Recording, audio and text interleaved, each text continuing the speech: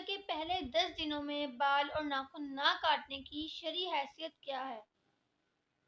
کیا یہ صرف قربانی کرنے والوں کے لیے ہے یا سب مسلمانوں کے لیے ہے؟ نیز اگر کسی کی حجامت زیادہ بگڑی ہوئی ہو تو کیا وہ ان دنوں میں بال بنوا سکتا ہے؟ آج میں آپ سب کو اپنی اس ویڈیو میں مکمل تفصیل کے ساتھ بتاؤں گی۔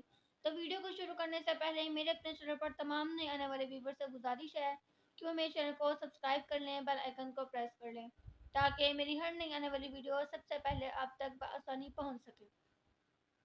ذوالحجہ کا چاند نظر آ جائے تو حدیث میں آتا ہے کہ وہ شخص جس نے قربانی کرنی ہے، جس کا قربانی کا ارادہ ہے، ظاہری سی بات ہے مالداروں کا ارادہ ہوتا ہے، لیکن اگر غریب کا ارادہ بن جاتا ہے قربانی کا، اگرچہ اس پر قربانی واجب تو نہیں لیکن پھر بھی اس کا ارادہ بن جاتا ہے قربانی کا، تو اس پر اس کے لیے بھی مستحب حکم یہ ہے کہ وہ ناخن اور بال نہ کاٹے۔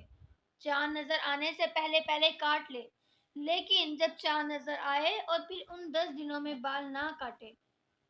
اور وہ جب کاٹے جب جانور کی گردن پر چھری پھر جائے، یعنی کہ اب ان 10 دنوں میں بال نہ کاٹے، بال صرف تب کاٹے جبکہ جانور کی گردن پر چھری پھر جائے۔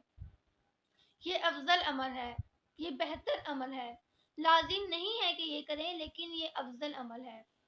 تو آخر میں میری اللہ رب العزت سے دعا ہے کہ اللہ تعالی ہم سب کو قربانی کی توفیق عطا فرمائے، آمین۔